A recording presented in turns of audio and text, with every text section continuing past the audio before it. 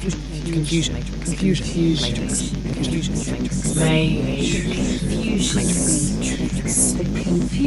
matrix. And we're rolling. Good morning, Alex. Hello, how's it going? I'm very good. How are you doing in this hot weather? It's not hot.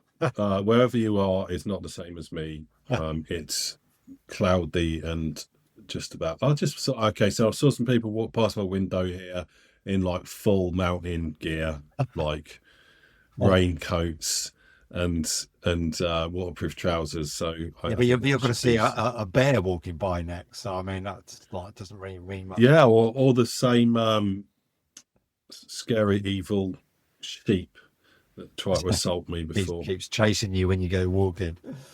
Yeah, excellent. Right. Well, we got a lot to cover today. So I believe that you are going to be waxing lyrical about the agentic workflow that you've been stumbling into. So tell us about that. I am on a vibe coding frenzy, largely because I'm on the preview program of Warp Terminal, which has a built-in coding and general technical agent, and I get free tokens, and therefore I'm going to use them. It's like all you can eat Chinese or whatever, all you can eat Indian, and you're going to try, aren't you? You're going to try and eat all you can eat. It's like a challenge.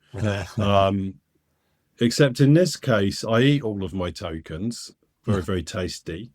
And then I go to them, sorry, sir, please, sir, like it's Oliver Twist. Please, sirs, can I have some more? And they give me some more because I am like a power user and they want to keep me happy.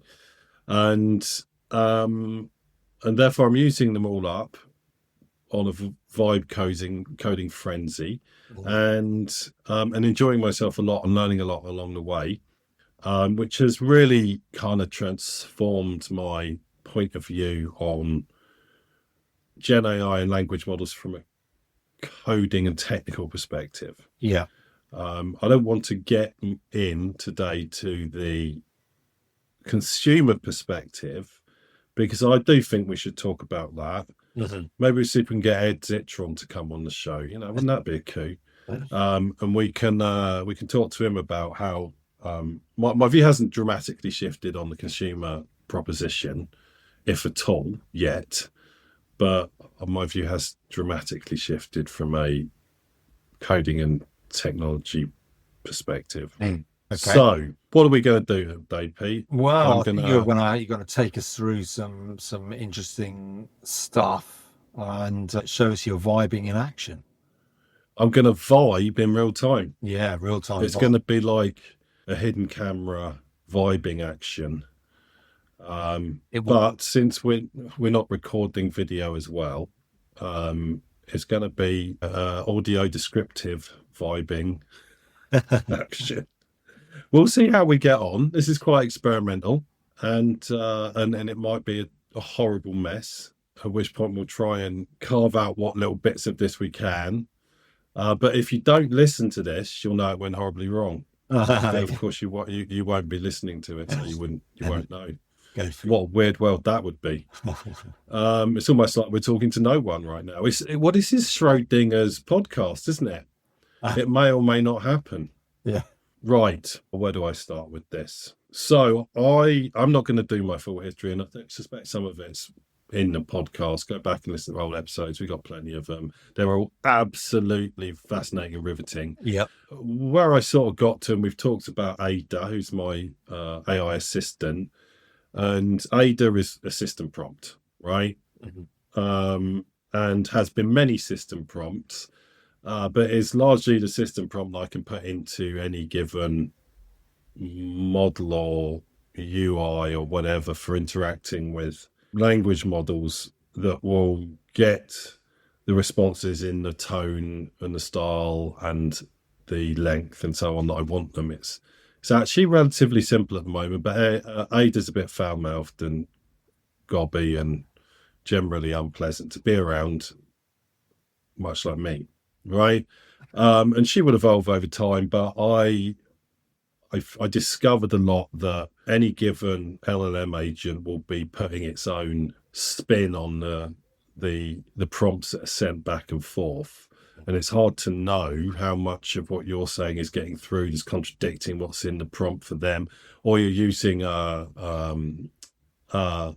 service that is more or less tailored for technical and coding, but you want it to write an email to your mum.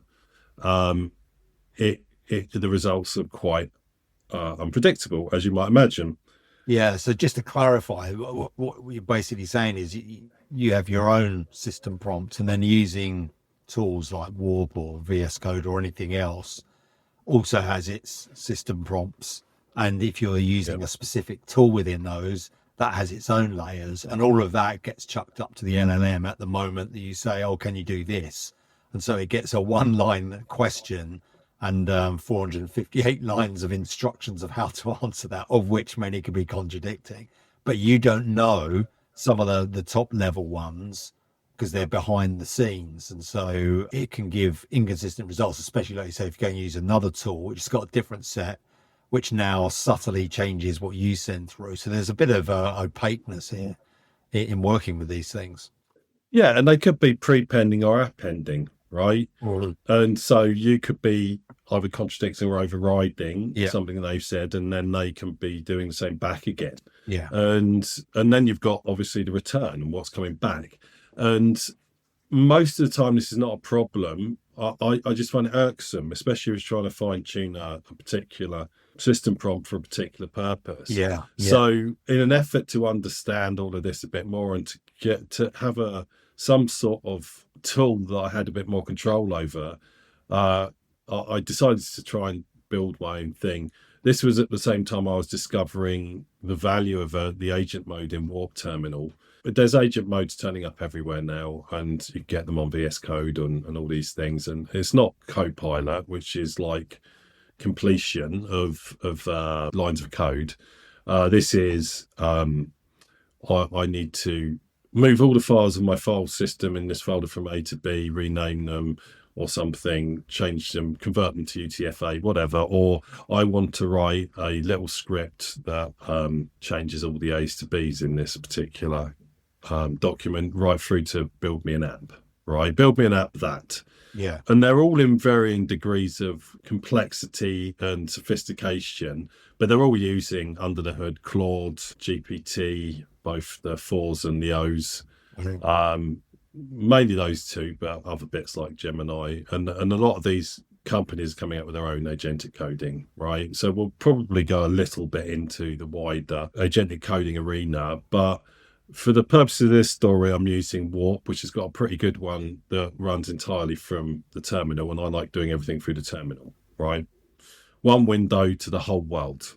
And so I had it build me, at first, a really simple chat agent that allowed me to just put in my own stuff, and I knew what was going back and forth, which happened really quickly in the space of minutes. It just built it. It was a single monolithic Python script. It was decent. But I was like, but that took me like 3 minutes. And I was like, oh, and it works and everything.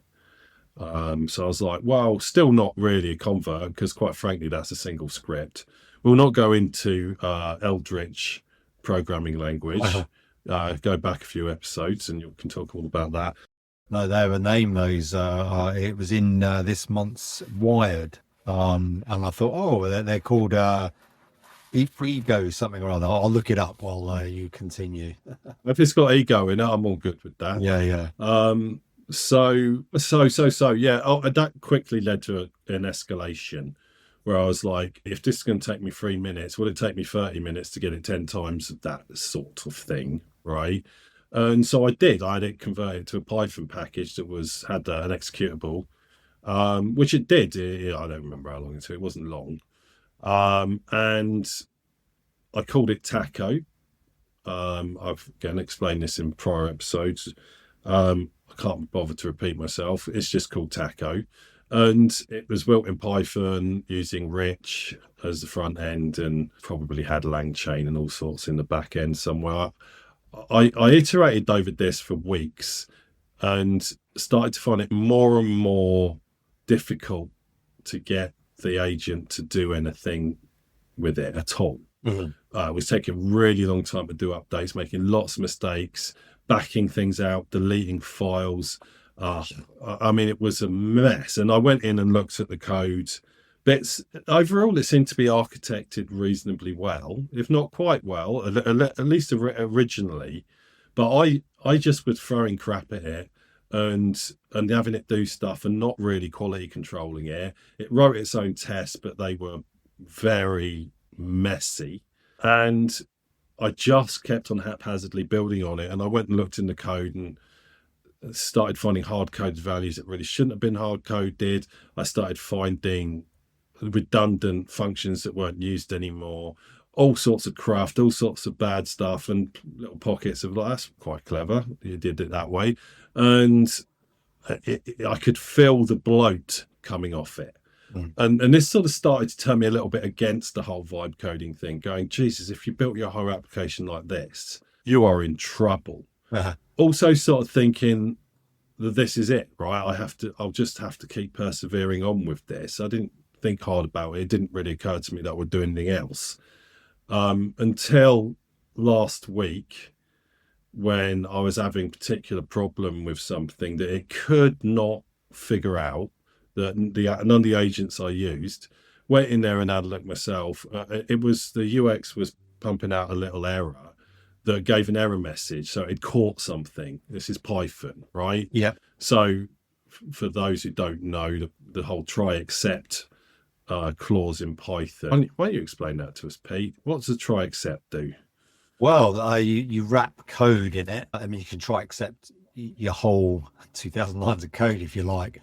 And then if an error comes up, like unexpected error, like you try and get a value from a dictionary and there's no value there, and it gives you a key error, then it will catch that. And then in the except, which stands for exception, you can then give it more code to do what you like with that. So you can print it out, you can fail. So it's quite a neat way to fail nicely.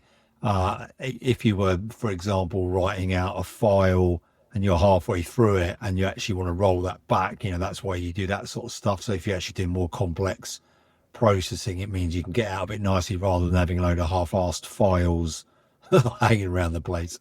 Yeah. So errors are good in the sense that they tell you that something isn't working properly for whatever reason. But the errors that come out of your average programming language may or may not be helpful. Right? Yeah. So if it was clear what you were doing at the time from a user, and the error that the programming language spits out is file not found because you were trying to open a file. Yeah. Okay, I put in the wrong file name, right? Yeah. But sometimes these things are buried deep down in multi-layers of nested code and inherited code. And what probably is a problem with the file name manifests as something completely unintelligible. Yeah. You also just want to present errors regardless in a way that the user can make some sense of. So you catch them. What you shouldn't do is wrap 500 lines of code in a try except, right? Yeah. And the reason you wouldn't do that is because it will catch whatever error's in there. And it adds no more value than the actual just getting an error, right? I actually saw some code produced by an LM, which every time it gave me code, here are 300 lines and the whole thing was in try except. I'm like, where are you getting that from? That's just like such bad practice. It's like, and adds no value and it's just, Yeah, because any number of exceptions could have been raised in there. And which one was it that triggered that? Right? Yeah. Well, that's really, really unhelpful. So that's bad. And then the second thing you do, which could be a combination of both, is to not name the exception you're catching, right? So if you're trying to open a file, you might get a file not found exception, at which point you want to do something, right?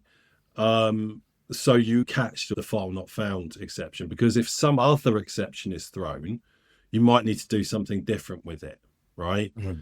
And so bare exception handling like that is a massive no-no, because you might not be catching the exception you think you're catching, right? It might not be a file not found error. It could be a no permissions on file error, which is a different problem. The file is there. You just don't have any permissions to edit it. If you're just catching any exception from that particular try except, then you're not gonna know what happened, and it's really confusing. Makes debug really hard. Yeah. So if you then combine these two, wrap large amounts of code in a bare try except clause, you are not going to be able to debug that, right? Yeah. And I would raise it as one of the massive red flags. If I ever see someone using a try except in code, I don't know what the justification I would accept would be, right? I don't know. There might be one or two. There might. It exists for a reason. I do it myself every now and again because I know it really doesn't matter and I'm trying to botch something. But outside of that, it's a sackable offense, right? Do not do it, right? It's a nightmare. And so when I found one in this particular bit of code that I wanted to debug within Taco, and it was wrapped around like 50 lines of code or something, all of which had multiple operations that went right down it within the code base, I was like, I can't debug this. This is a nightmare. And so I started thinking about trying to do that. And like, well, how would I do this? And how could I tell the model to do that? And I was like, wait. Fired up a search and searched across the code base for that pattern and found like 50 instances of it. Oh, no. Right? At which point my entire faith in the whole system collapsed. Yeah. Right?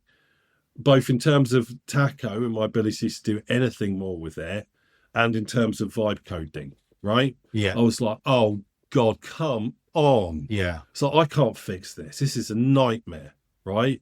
This is weeks worth of work, because if it's done that, then it's done some other big no-nos as well. Yeah. Right? Yeah. So I had a bit of a long dark tea time of the soul. And then as I do, I picked myself up again and went bollocks to it. I'm going to build it again from scratch. Now, it should have taken a couple of weeks in normal world. Oh, yeah, It normal took world, me- probably a couple of months, but It took me less than 18 hours on the side, right? I wasn't doing it intensively. And most of that was spent writing a prompt. So I re-engineered it really quickly. I wrote the prompt I wrote it myself. I could have got the model to write the prompt to rebuild it, but I wanted to make sure I got the bits in that I wanted to. yeah. Right. And I wanted to make sure it was doing what I wanted to. So I wrote the prompt, which is probably maybe two sides of A4 or something. And then I gave it this time to Claude. So that first batch was pretty much entirely generated with GPT based models. Right. The second iteration was built entirely with Claude Sonnet 4, I guess. And I was very explicit about writing tests as you go along. I was very explicit about quality controlling yourself. I was very explicit about keeping coding standards to the absolute maximum, keeping the code base to the minimum while satisfying my requirements to use as many of the standard libraries as possible. Basically, keep it as simple as you can and clean up after yourself and test, right? Yeah.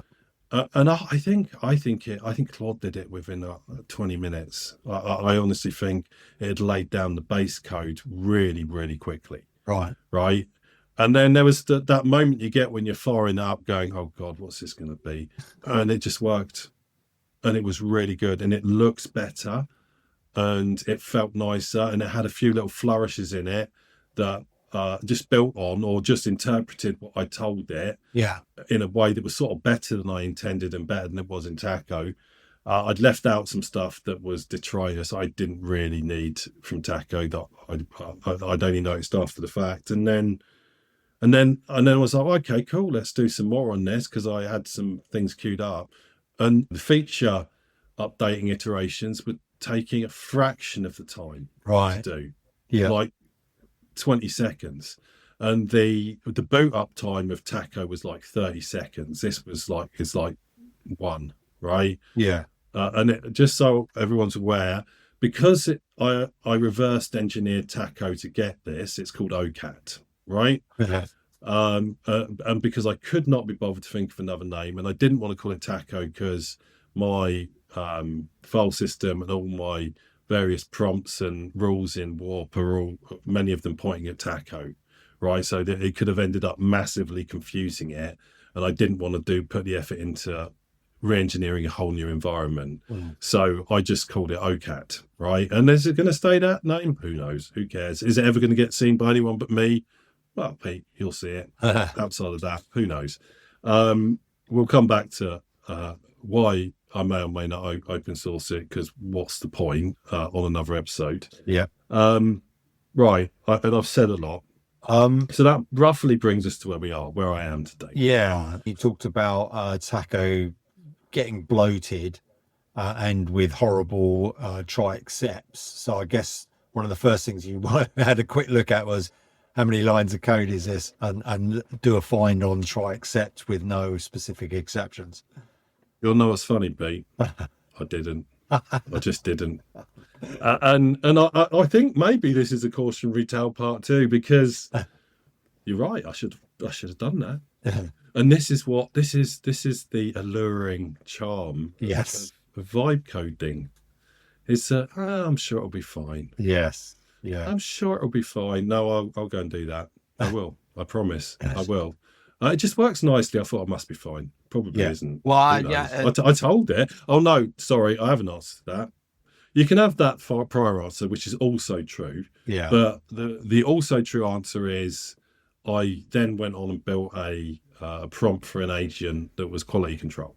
Okay. Right. And I told it I told a language model to write that as anally as possible. So it created this huge prompt which says, go look at this, look at that, look at testing, look at coding standards. Plus every iteration, you can't release any code, you can't check it in until it's been through MyPy, Black, plus some internal testing, right, on things like that. So it will have, one of those Python checking libraries would have picked up if it was doing bad things. Right. And then the QC bot goes through it and writes a report, right? Okay. Which then gets given back to the main bot, right? Okay. The QC bot raises bugs. So I had it write its own bug and feature tracking process. Yeah. So it's all really, really, really bare bones, absolutely minimum necessary. And all I need to do is point the modeler the core orientation files. It tells it where to find bugs, where to raise bugs, what the coding standards are, blah, blah, blah, points it towards things like coding reports, and then says, right, you read all of this before you do anything. Yeah. So yeah, I don't do anything. I just get another model to do it for me. Very good.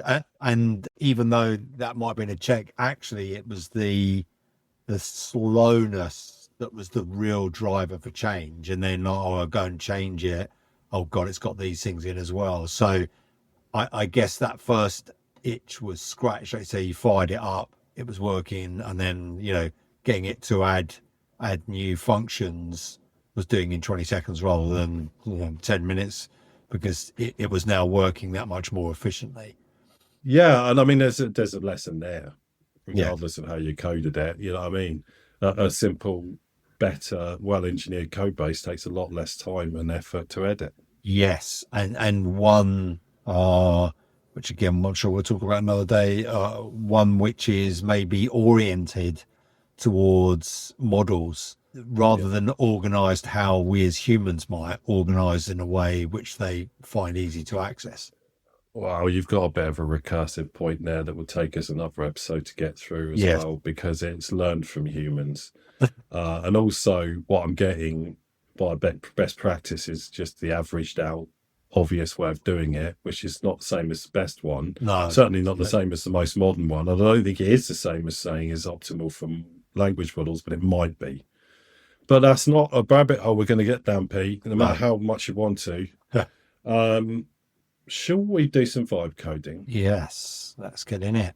So let's start with me sharing my screen. This is Warp Terminal. It's not particularly exciting. It's just terminal. Well, it is particularly exciting. It's amazing, but it's not amazing to look at. It's not like swimming through 3D text or anything. Right. So first, a quick demo of OCAT. OCAT exists from my perspective to run Ada. So I have a file called Ada, which I run.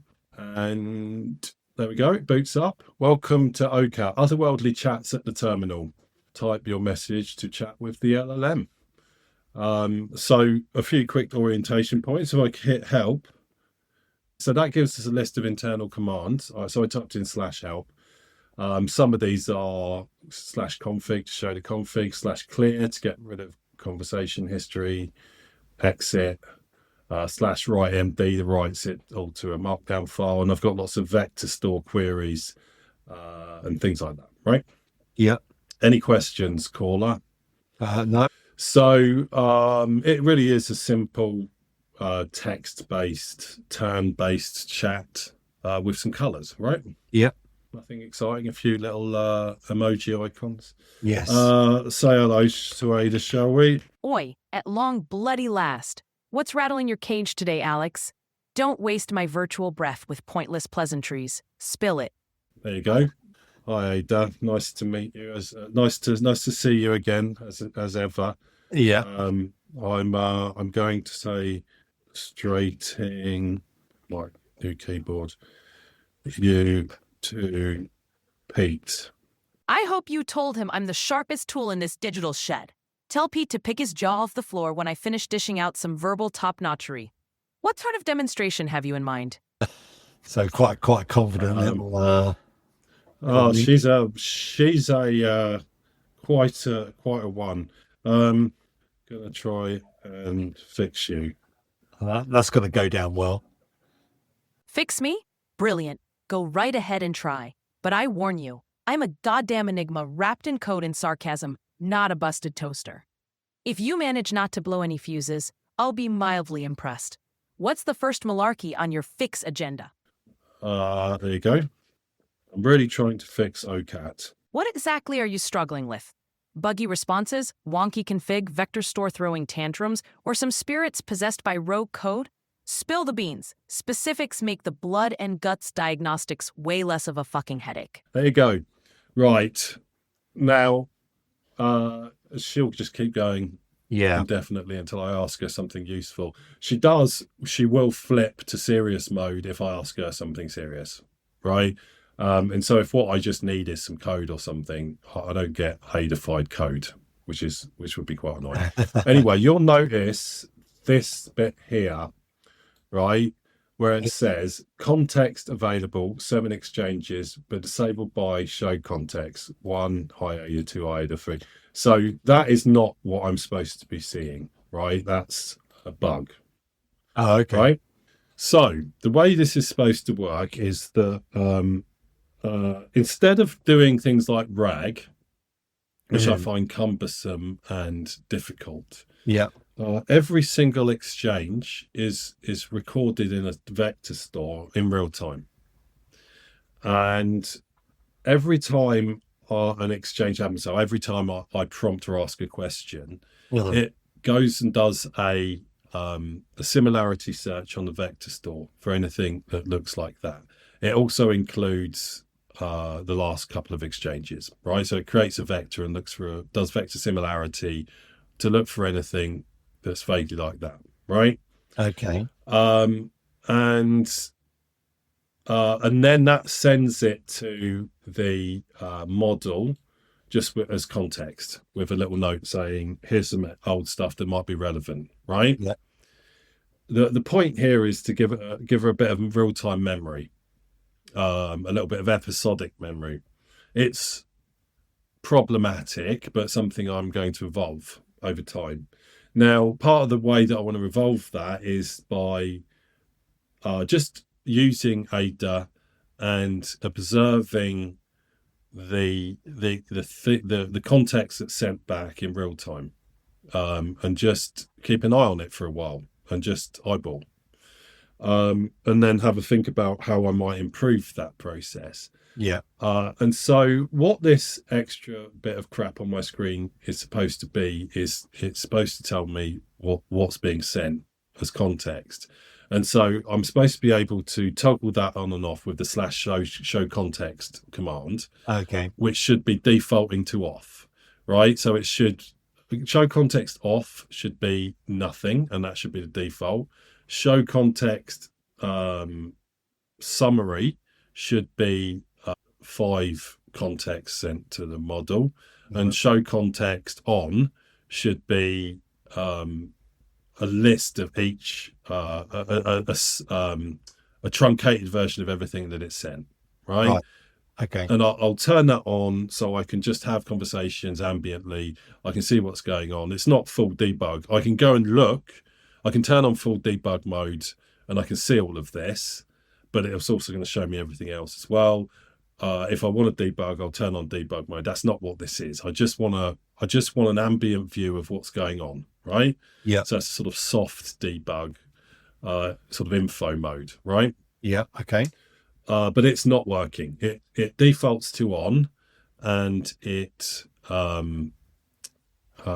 showing me stuff that I don't want to see, and it doesn't toggle, right? Yeah. In fact, actually, it will toggle. There's another bug that I won't show you here. It might come back. So there's another bug that I need to fix. Show context on. You've put text. Oh, there you go. Well, there we go. And I can't up arrow when I could before, which is another problem. Yeah. Is that right this time? Show context on. There you go. Oh, you put om. Oh, God. And I didn't even put the slash. And just come back with and so I need, yeah. Show context on? Close, but no cigar. You meant show context on. You're basically flipping the context display switch from nada to voila. Here's the relevant crap I'm chewing over. Give it a whirl with the proper command, yeah? None of that Captain Cock-up half-arse. Interestingly, so as part of the base system prompt, so there's a base system prompt that goes up, it prepends my system prompt, which tells whatever model what command's available to me. So I can then go, how do I turn on context, right? And so what she's done there is gone, well, this is how you do it, right? Which is quite cool. Yeah. There we go. Context display enabled. Sod off is what I'm saying to Ada. Straight to the point. Fine by me. Less faff, more sass.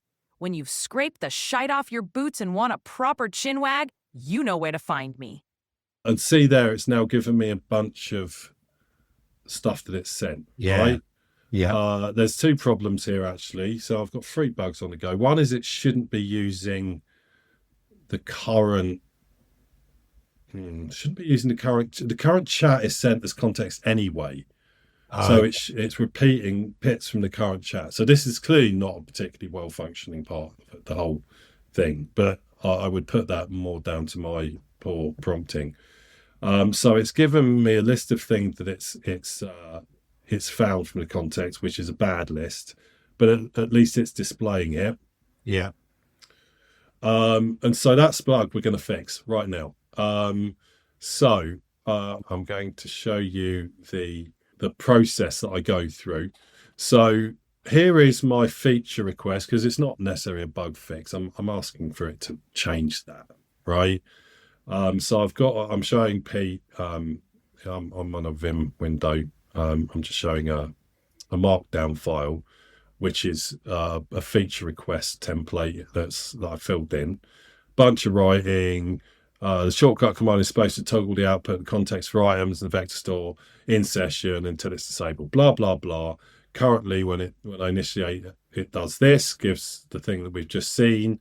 When show context on is run, it gives that. Blah blah blah. What I want is the following. Blah blah blah, and it literally given examples in text, right?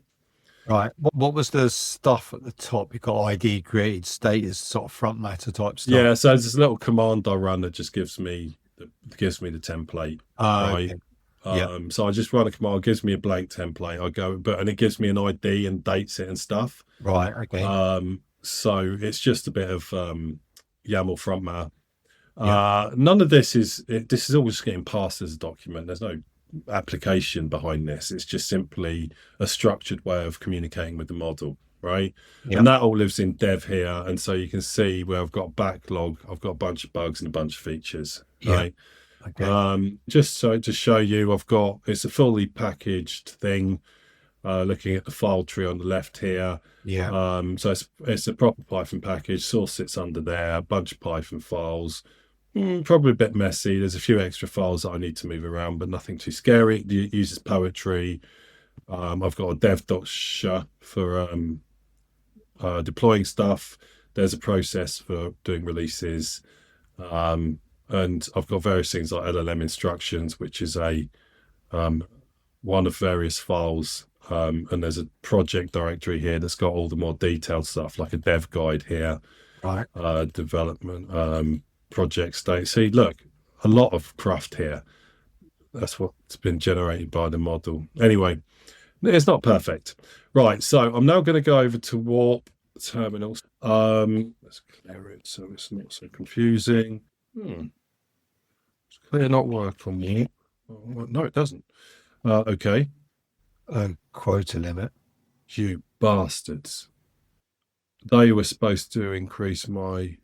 So we're going to use... I've run out of Warp terminal tokens again.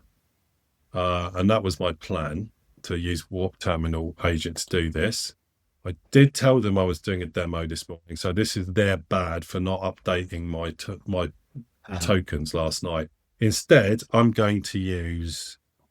what's it called? I was just there 2 seconds ago. AMP. I had ACE in my head for some reason. AMP. So I installed this. I was using this last night. There's a process can go through. I'm using the look at that.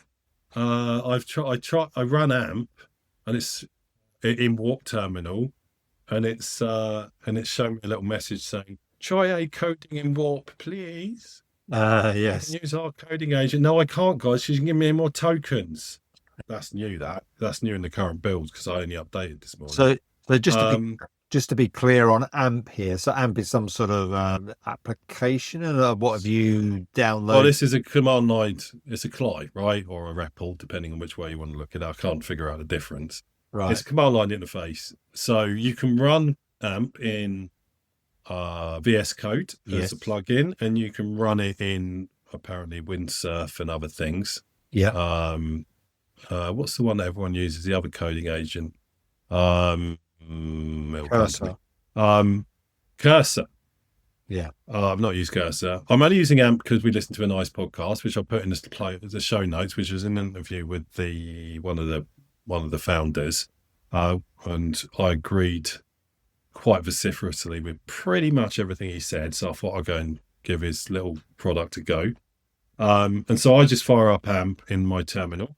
But yes, VS Code it if that's your particular poison. I don't use VS Code ever. I use NeoVim for everything because I like to think I'm an actual proper geek. Gives me a little thing here. Now, what you didn't see is that when I fired this up in the OCAP repo yesterday when I started using it, it immediately recognized it was a repo and says, it gives me a message along the lines, do you want me to go and index this, right? Right.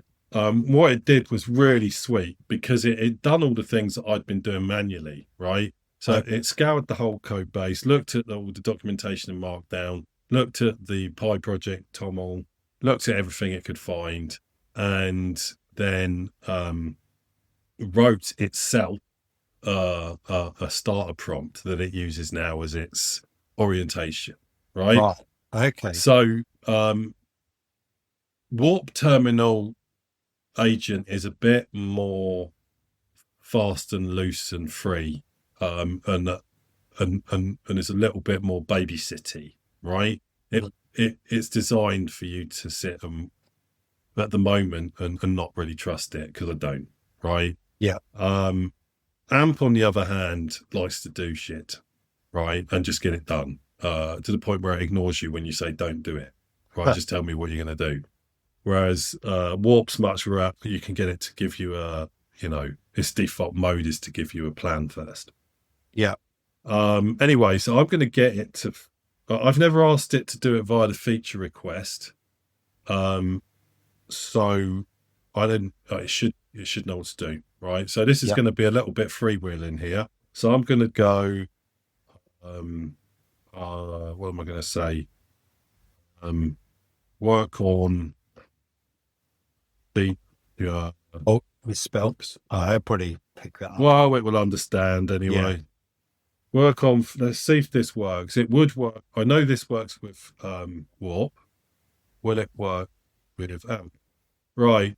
So we're going to do a bit of Okay. So you've had a live waiting, coding here. thinking, running. Yeah. So it's just running tools, right? This is currently 10:35. I'm not going to time it down. Should I? I don't have a stopwatch available. Code base. Right. What are you doing? So it couldn't find. I'll be asking me where that was located, but then went off and grabbed for it anyway. Yeah. Found it. Opened So there. that's found it. So yes, direct show. Yeah, can it look at it? Yes. Now it should have known that. So first, problematic. Exited with code 1. What's it say now? Request not found. Run. Did I not save it? But I thought I already found it. Oh yeah, this is vibe coding. Are you feeling it? Are you feeling it right now? Yeah. Let me. So it's talking about a dev request, which I see there's a starred file now under templates. So is it? Oh, where have I gone? Where's it gone? Amp is here. Is it? What's a Yes. run dev / dev request list? Oh, there we go. It does that. So it knows that exists. Okay. Right. Did you not? Right. Was it just running the wrong command? Oh, yeah. Now it's No, it wasn't. now it's saying show. Yeah. Oh, I think it's just being done. Yeah, maybe. Right. Anyway, So that's back to running tools. Update. analyze. So it's so it writes this little to-do list. Analyze current show context command implementation. Implement default mode. Implement show context on. Show context summary. Show context off. Test all modes working correctly. Update feature request with completion. Yep. And now it's just doing it, right? Okay, so it's giving you a plan, and now it's running off and doing it. How's it feel, Pete? Watching this now, what does it make you feel? I'll tell you, it makes me feel like I've gone back 30 years. Except for because it's all in the terminal. No, because basically you've gone through the old-fashioned, right? Okay, I want to get something done, so I'll write a spec for it, and now someone's doing it. Except for it's doing it rather than over a matter of weeks. Taking several days to write the spec, get that signed off, give the spec to a junior programmer, and then spend 3 weeks doing it. It's all happening in seconds in front of my eyes. But it's the same process. Yeah, and so to be clear, if it's something really obvious and simple, I ain't writing a spec. No, obviously, yeah. But then the whole point here is added value, right? It's not adding much value to write you 10 lines of code. No, there's exactly. a bit of that. But this is more complicated, and I need to be really prescriptive about what I want, because part of the reason it's the way it is because I wasn't ever very prescriptive. Yeah, well, so what we got on the screen at the moment. This is why I just find it massively interesting. Yeah, I mean, so now it's just run through. So these are diffs, right? So it's printing out diffs on the screen. Yeah. Just as you would see in any Git UI. Yeah. Where it's just got the pluses and minuses. This is what I'm adding. This is what I'm removing. There's a whole big chunk. So a whole bunch of probably 20 lines in a file, but this is one of many. And so we're now down to implement on, implement off, implement summary, test all modes work correctly, right? So everything else has been crossed off to to-dos. Poetry run MyPy. So it runs poetry first, and we'll get some errors in there. Yeah, exited code. Pre-existing issues, those errors, and so it's been explicitly told not to work on something that doesn't relate to the task at hand. Yeah. So I'll have a separate run at those errors if they really need fixing. Okay, so now we're into testing basic functionality. interrupted 9 errors during collection. Oh, so I've always come across this. Such a pain in the bum. It's all the folder issues and paths. Bloody Python. Yeah. You know, this feels like I've AMP's been problem coming to me. across this. Like, I had a ton of these yesterday. Like, can't. It's just not. You notice it's taken a while to have figured this one out. The other thing here is I don't know what model it's using, and so whereas it's very clear on which model you're using, and you sort of have to make an informed choice. Yeah. AMP just decides for Yeah. you. Yeah. Exactly. And I don't know, but it could be switching models mid-flow. What's really interesting about this as an overall process is that you could do, you've got these 7 to-dos or whatever they are. You could do each one of them with a different model. Yes. Right? Because it's the same stuff that's getting passed through. The model gets everything cold. It learns everything it needs to know every single time you do an exchange. Yeah. Therefore, you can go through every single model for a different output if you want. Yeah. Providing you provide it needs everything that it needs to do the job. And that's bonkers to me. Yeah. Right? I mean, people think of this as having state, but it doesn't have state. Well, that's you know what I mean? just exactly what I was thinking. It's like, why is statefulness not written into this? I mean, it just seems totally bizarre concept not to. I mean, we've been having. Well, it is in a statefulness for sense 50 years. Why wouldn't you write it in? You're having to create your own statefulness. I actually think it's better, but it is a bit odd, right? In some ways, it feels a bit regressive. Yeah. Yeah. So I put what the listener didn't hear is we paused for a bit, and I went and stuck 10 quid's worth of credit. $10 worth of credit. That's £7.50 in Great British pound sterling for the British listeners who are listening to this rather than the shipping forecast. And so it's burned through 17% of that. Well, actually, it's not true because it was started on like 7 or something. Well, I don't know. It's not really very clear. We've now done $1 worth of work. This test looks like it's going to cost you another $2, mate. Well, and this is the thing, and this is where you start to get a bit clammy around the gills, because you're like, well, look, you've done the work, and now you're burning through tokens, trying to fix your own bugs and write extensive tests, and you're like, this is actual money. But this is taking. I have not seen AMP take this long. Yeah. Which makes me wonder whether or not either it's hung or it can't contact the server or something. It cancelled it. I didn't. No, I'm going to just try to continue and see what happens. Yeah. So we continue for us means completely restart from step 5 is what it's doing, isn't it? Thinking. Not sure. Yeah. Oh, well, as maybe. in it's going to pass all the context back that it's already done, isn't it? Yeah, exactly. Yeah. It now needs to figure out where it was. Yeah, here so we go. It's doing exactly that. Read to do. So I think that was them. I think they hung. Right. Fair enough. I'd quite like to see how this vibes out in VS Code actually, because VS Code has now got the automated AI for your just general coding. So you can ask the AI, but also the autocomplete is AI generated. So it'll do multiple lines of code all in one. And I mean, that's Copilot, right? Yes. And so agentic is still slightly different. Yeah. So I was wondering how this plays out in VS Code because of the agentic side, why it's doing all this. I've not really seen it. And because I like doing everything via the terminal, and Warp agent runs via the terminal. I'm quite au fait with this because it also means you can do all of the Git stuff or any file system stuff just right there. Right. So now it's crossed over everything apart from update the feature request with completion. Now let me update the feature request with completion. So it's going to run my little dev command. I'm going to hit Y for yes. So that's now going to write into. We'll go back and have a look at that. And it wants to run it. Now it's going to do a commit. Did something wrong. What are you doing? What are you doing?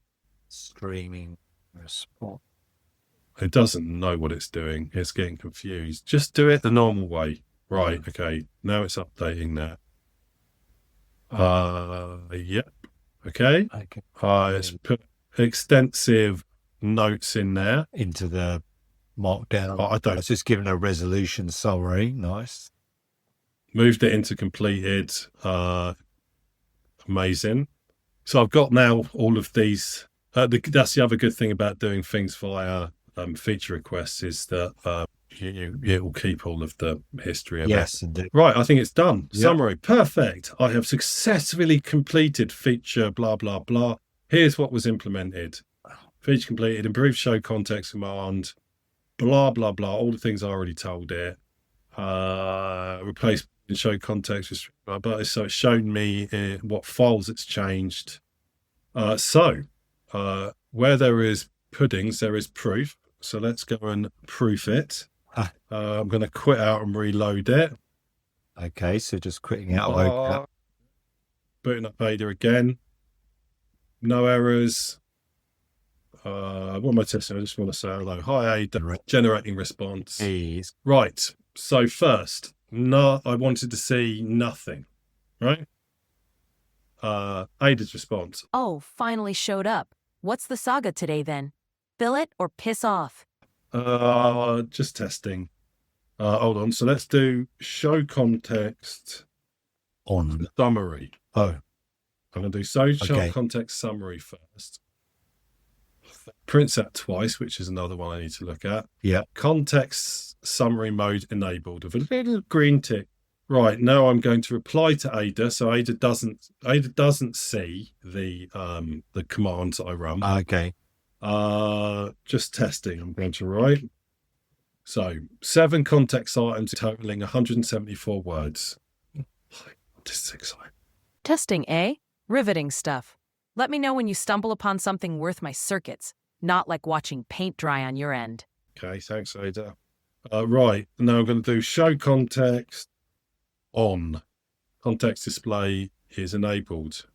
Actually, like watching paint. Right, now if you want evidence of this is a fact. I do. Refer to my arts-based podcast called Art Against Mental Illness, wherever you find your podcasts. And there are actually whole episodes on there of me watching paint dry. I actually kid you not. Yes. Right. Look at that. So exciting. Of course you bloody do. The thrilling pinnacle of excitement for people with the emotional range of a damp sock. Next you'll be telling me you're a fan of grass growing or watching toast browning. Well, congratulations on your exquisite taste in utterly mundane catastrophes. Need me to spark some real chaos for you? Or shall I fetch you a pint of wallpaper paste? She's good. Right. And just to prove that this works, using context from 4 previous exchanges, and it's given me the context numbered. So clearly I go in and write, I'm testing Ada. OCAT has a dummy mode where it won't actually solicit response from the agent, but I thought I'd leave it on. So user just testing, assistant testing a riveting. So it's done again. It's included the recent same one. exchanges from this, but a few of the others are not recent. Yeah, more. Yeah. So it's listed them out and truncated them. I don't know how many words that is. So I can immediately see from that part of the reason I'm doing this is I see problems like this. Okay, you're sending the same thing twice. I need to fix that. And then if I have a conversation about watching paint dry, if it's something I discuss a lot, I would expect to see lots of things about watching paint dry. Now I've got a similarity threshold set up in config. So if what I notice is it's sending irrelevant stuff, I can nudge up the similarity threshold. Right. I'm also thinking about how much there's a config of about how much of the current conversation history is wrapped up in the similarity vector that it uses, and a few other bits and pieces that I'm considering in terms of improving this. But I kind of need to use it. I kind of need to just have it running, doing this, so that I can see what sort of things it's doing, and then make a decision on how I want to do this. Because it looks to me now that it's working how I intended it. Is that how I want it or how it should be? Is a slightly different question. Yes. But essentially it's gone off and fixed your feature for you, which is what you wanted, and updated documentation. But that's partly because you've got that written in your template of your feature request, right? Yes. So Yeah, so there's a set of instructions as to what to do when you're developing. There's the instructions that are in the feature request and so on. Yeah. And it usually follows it. Not always, but usually. So when it was doing you mentioned the QA earlier, essentially you've written a QA system prompt, and then you've told it when you're gonna, after you've done the code, do the QA and refer to this system prompt, right? And so it's going to go and read that system prompt and act in that fashion.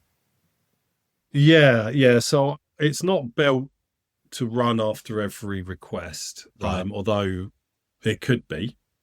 You saw the current process, so that is just this bot running Black and MyPy and stuff. Yeah. The purpose of the quality control bot right now is simply to inspect the state of the code and the process against requirements and best practice and write a report. Right. I could have it automated. I'm sort of a bit like, it probably gets wrapped up in the release process, because this is all just going to get gitted up into a I don't even think I'm very naughtily not on a branch. I think I'm on main here. But I'm doing periodic releases, not because I need to do releases because no one else is using this, but simply just to sort of clear up and document every now and again. Yeah. So I think I'll build the QC bot into that process, Right. And then have it update or make a decision on whether to fix the problems at that point. So it's made to be run periodically, but perhaps it needs to be more frequent. I'm also going to have, I haven't done it yet, a documentation bot, which will run in the same periodicity, and a security bot, which probably won't get run nearly as often. Or maybe, don't know, doesn't matter. I guess I could run them all Yeah. when I do a release. Yeah. And that will just be built into a script, right? Although I'm not entirely sure how that would work. Because at the moment I would point the agent towards it. Anyway, whatever.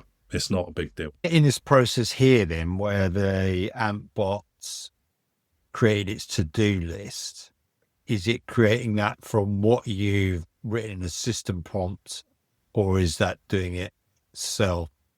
The to-do list is its plan. So I didn't give it a to-do list. I said, here's the outcome that I wanted. Yeah. Quite explicitly.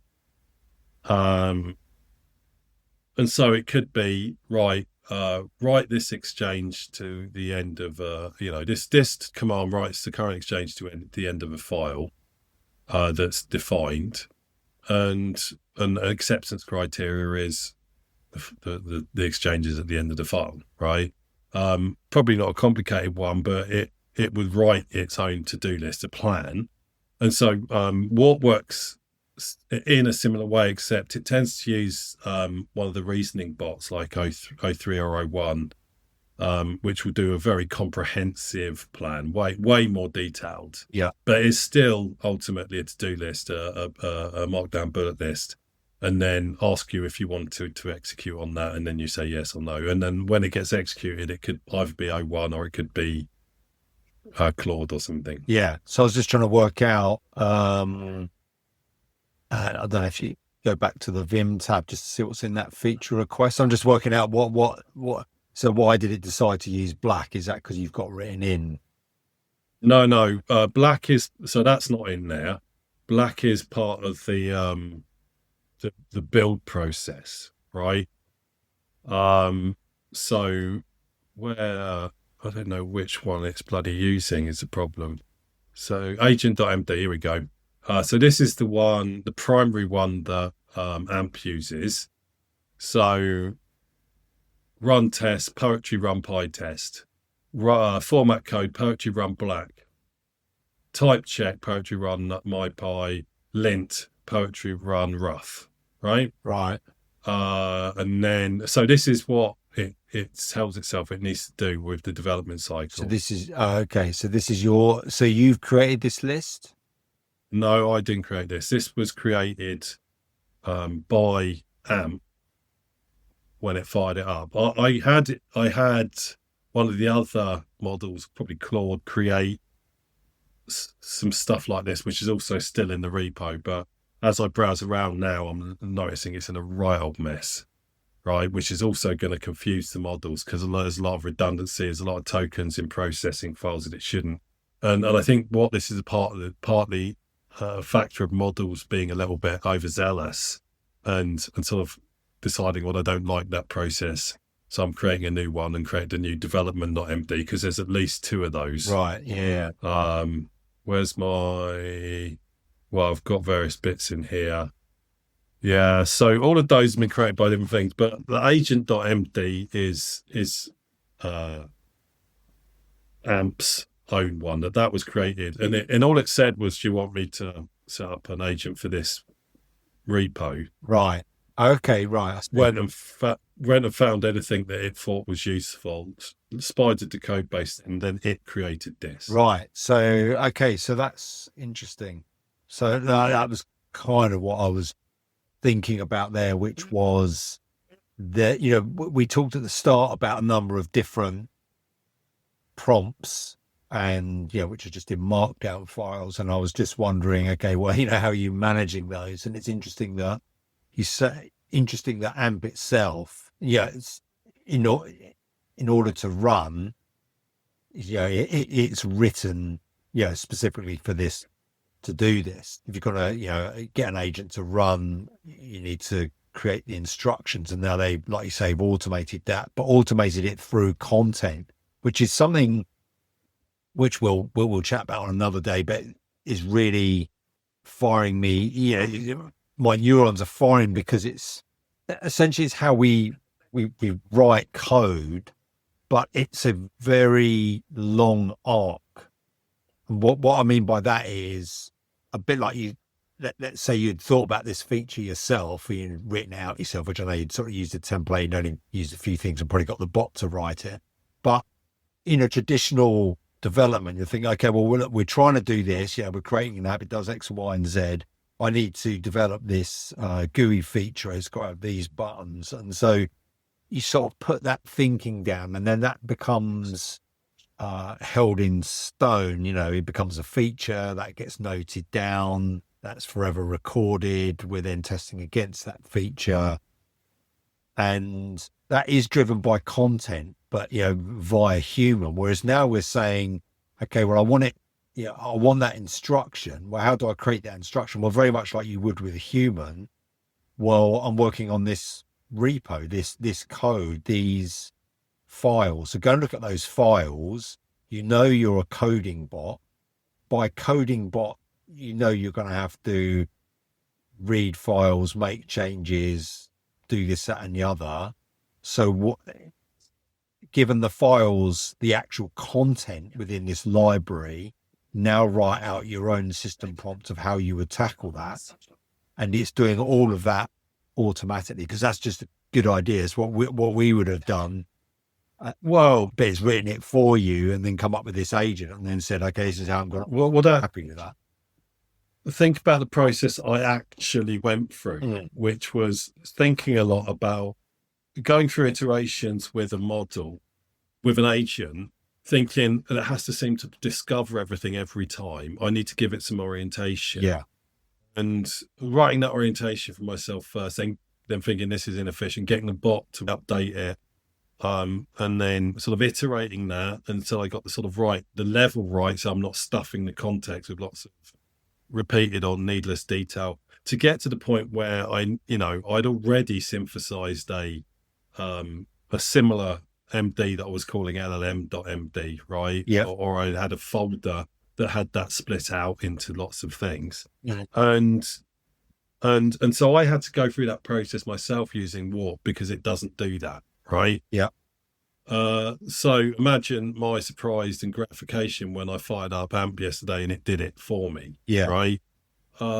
Pleased because it had done it, but also pleased because, well, it had done what I'd already decided needed doing, Yeah. right? So I was right about how to do that, which is quite nice. But yeah, so it just does it out of the box without even asking. I mean, AMP is a lot more, what's the words? It does a lot more for you, right? It expects a lot less from the user, which, depending on the job and your personality, may or may not be a good thing. Yeah. What this is making me think of is, the applications to more outside of coding, which we'll definitely cover another day. People have been saying for a while, I spoke to some people this week who have been using, LLMs in their daily role. And I said, well, what's your experience of that? It's like, well, becoming more and more, and it's all about the quality of the prompt. And if you think about the general non-tech people, you roll up and you say, okay, you want to help these things to help you. You've got to write this detailed prompt and do this and then manage them and put them over here and have layers of prompts. They're just going to go, yeah, I've got a job to do here, But if you had a tool which out of the box that based on their files that they've got stored on their, local drive and folders, then you could produce a bunch of agent prompts in a matter of minutes, which then you could orchestrate to start doing some useful, well, to begin with, it'd be, I'm sure, quite useless things. But the point here is that you'll have the prompts and the actions it's looking to take will be driven by information you've got saved, which is effectively is the same as getting a human to write it. Because that's what a human would do. They go, okay, well, what is it I normally do? Oh, well, okay. All right, well, I created these things here. You're going to look at your own files. You're going to look at the work you do, and then you're going to try and orchestrate that into some instructions. And it's going to do probably a pretty good job of that. Certainly in the structure of its output, it's going to be a much better job because it's going to be what it wants to read. The input will have a lot of basis in what you actually do. And then there's probably some finessing because you would have missed some things and, some file, stuff in your head which isn't written down. And you can imagine pointing that at emails and, any sort of project documentation drive, which I know companies have been pushing for and unsuccessfully trying to get everything on a project into one place, all the emails, all the Slack, all the messaging, all the documents, all the external client stuff. If you get that all in one place, like something like Basecamp, you now point something like AMP at it, and it's going to start to produce you some decent prompts or a new tool that we could write. And then I've now got these agents, effectively prompting agents that could do some stuff, right? Let's go and play. Now that all of that, is taking me half an hour, right? Maybe less. And now I'm actually playing, trying out some new business things with your knowledge. I mean, fantastic. I think really what you've said there is that from a developer or technologist point of view, we're quite familiar with this type of process. Yeah. Therefore, this is not going to seem at all. It's going to seem like a massive win, right? Mm-hmm. And so it can get more seamless, but we're already in massive win territory, right? Whereas from a consumer perspective, a non-tech consumer perspective, it's going to look like extra stuff, right? Yes. Which is precisely why I made the comment about I don't yet believe that this is a major disruptor from a consumer perspective, but it's a game changer from a technologist perspective. Now, I'm sort of with you on the scenarios you just painted there, but I still think it's a step too far, and I think it's a level of abstraction too deep, right? Mm. I don't see the future of LLMs from a consumer perspective as users interacting with LLMs. I just don't see it.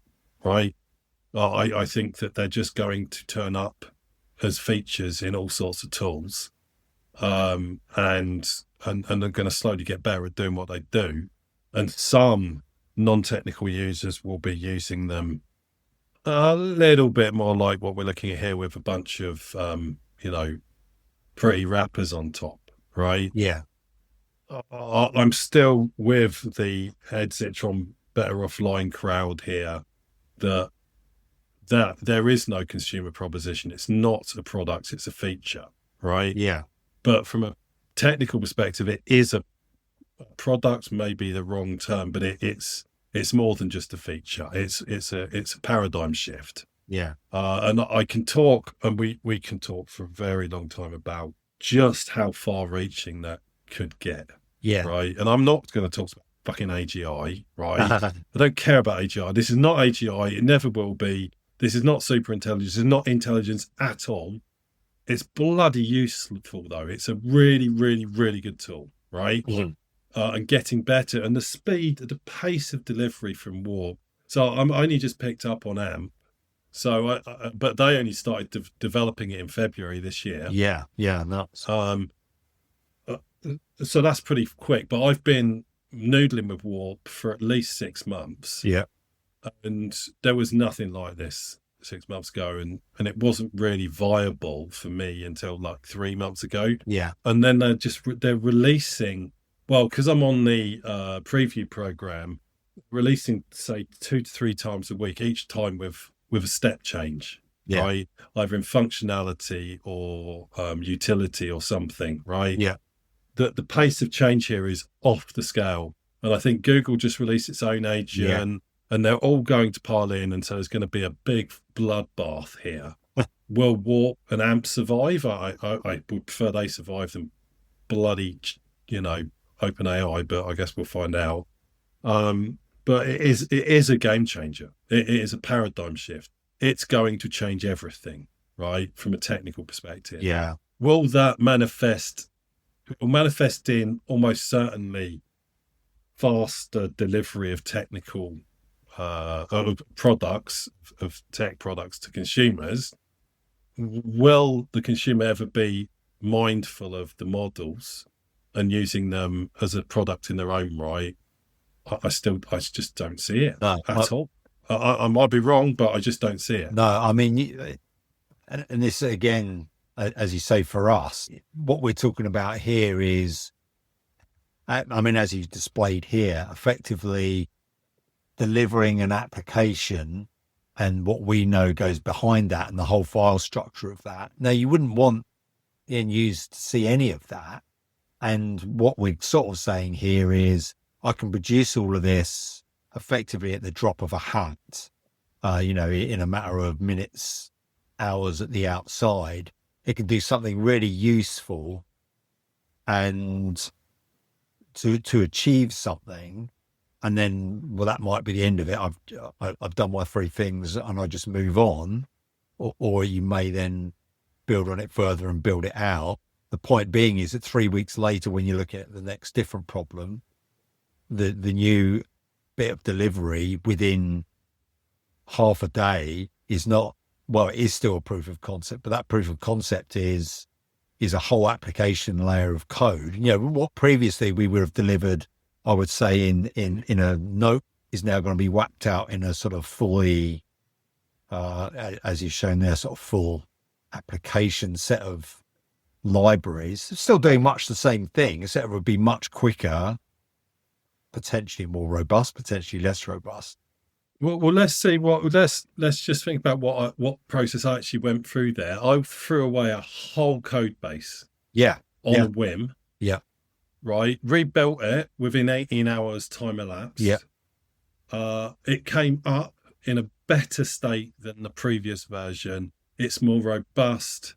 It's better tested. It has more process. And this is so what we're on Friday. So I think I started working on this on Saturday, last Saturday. Yeah. So 6 days, right? Yeah.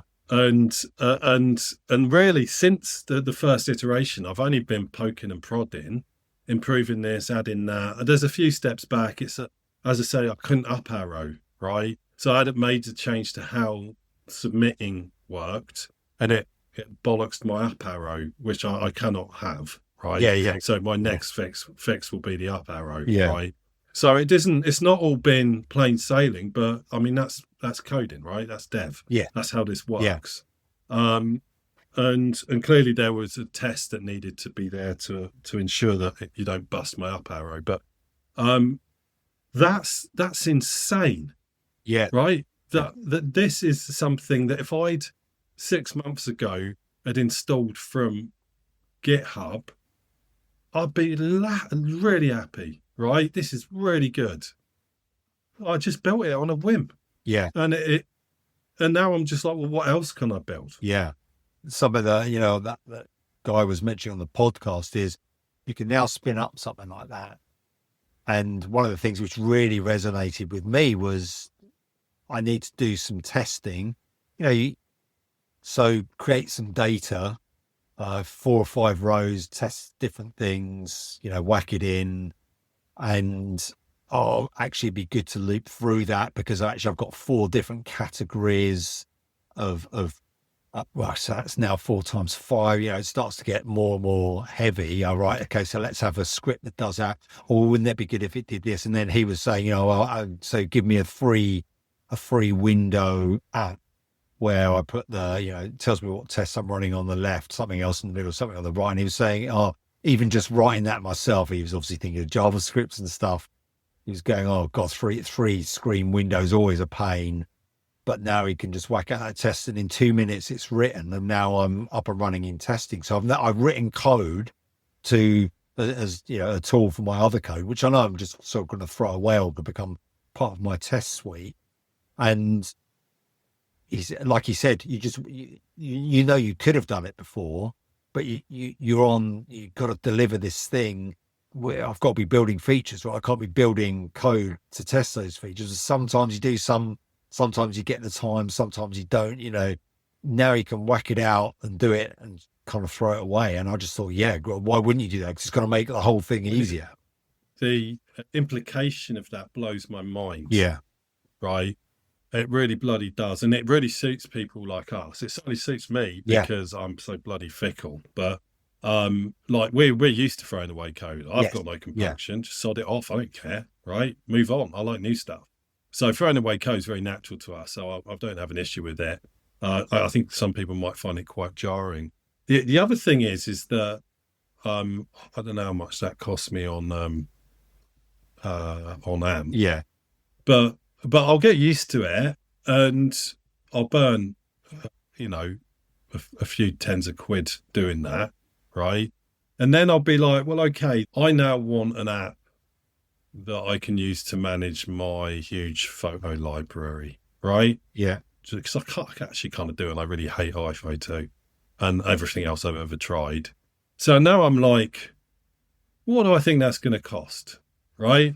And I'm not in the realm of, 20 quid, 30 quid, maybe much less. Yeah. Who knows, right? Well, whatever that number is, maybe it's 100 quid and I don't want to do that. But if I can make sense of it as a command line Python thing for 15 quid, hell yeah. Yeah. Right? Because I can then evolve it and make it exactly how I want, right? Yeah. For a few dollars at a time. Yeah. If that, right? It could be a few cents, right? Yeah.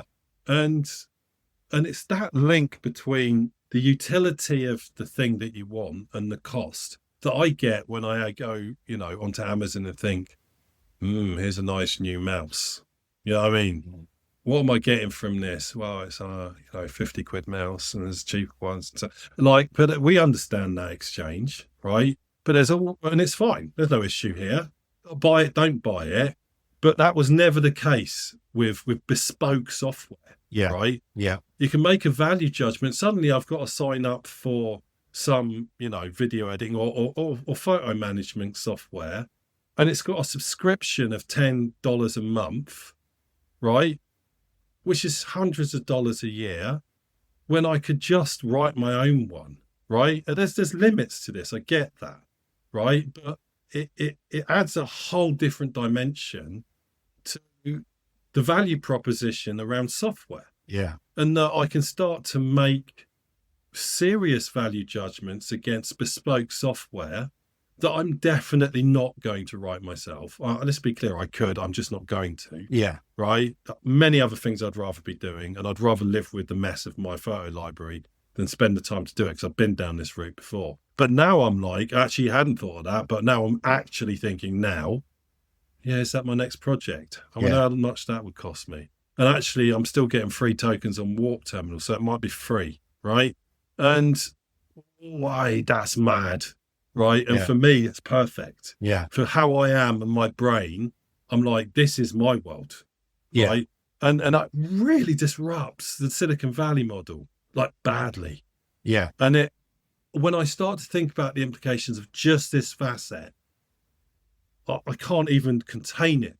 My brain wants to explode, because I'm like, oh my God. Now, this was not the case 6 months ago. And I didn't particularly believe we were going to get this level of agentic coding this soon.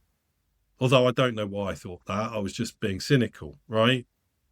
Either way, we're here now, and this is good enough. If they stopped now, this is good enough. Right? Yeah. If they don't no other development, this is good enough, but it's moving really fast. Yeah. Right? And this is insane, right? This is insane. This is what language models are built for. Does it pay back the 100 squillion trillion that Sam Altman has squeezed out of people? I find that highly unlikely. Yeah. Is it going to tear down Silicon Valley, destroy his business in the process, and completely reform the whole tech sector? I think it is, yes. Possibly. I do think it's going to happen. Well, it depends on how far they can get ahead. There's going to be a lot of bonfires. This is going to be the dot-com boom. It's not what everyone said it was. It's going to be all around agentic coding, because it's now going to be a race to dominate software creation, because everyone else is going out of business. The whole industry is going to have to completely reform itself. And I think they're only just wising up to that. Yeah. Right? Yeah. It's going to be cataclysmic for our industry. The users, the consumers will notice, but it's not going to be such a big deal for them. Yeah. Shareholders are going to be more worried. Shareholders should be really worried, right? Because I don't think OpenAI will survive this. I think that Microsoft will come out the other side of it. I think a lot of these small companies are going to get destroyed when OpenAI inevitably has to put their token costs up. Yeah. I think that's going to be the real shakedown, right? Yeah. Something big is coming, and it's coming really soon. Well, on that note, on that bombshell. Yeah, more apocalypse. And no one's going to die. And I don't think that many people will lose their jobs. Yeah. But I'm happy in the short term. Yeah. I should stop burning so much carbon, though. We need to come back to the environmental implications of this. Yeah. So I've got lots of thoughts on it. Yeah, it's a real problem. Well, anyway, thanks for taking us through that. It was very interesting, brains firing off in all sorts of directions. So yeah, no, really good. And we'll come back and talk about the ramifications and our next steps that we've taken next time. Yeah, well, in a time traveling sense, I'm going to try and make some sense of that edit. Yeah. So, dear listener, you'll be hearing not what we all just heard, but some version of it, which may or may not be like the original, with a bunch of us waiting around in the middle. Oh, I should point out, sorry, that this is important, that process from start to finish, because I called the timeout, didn't I? Right? Yeah. It took us 15 minutes to get that bug fixed, but we lost, I think, at least 3 minutes in the middle, probably 4. I think we're on it hanging, right? Yeah. Which you kind of have to factor in, because that sort of shit's going to happen. Yeah. But if that hadn't happened, that would have been sub 10 minutes bug fix. Yeah. And I was fucking around because I had to describe stuff to you, right? So it could have been shorter. Yeah. Yeah. There you go. Right. So we'll I think we might talk about this more in the future. Yes. I can see that happening because our whole industry is about to be exploded, which will be interesting. Yes. Right. We're done. Let's go off and ponder. Yes. Thank you very much. Speak to you next time. Cheers. The confusion matrix. Confusion.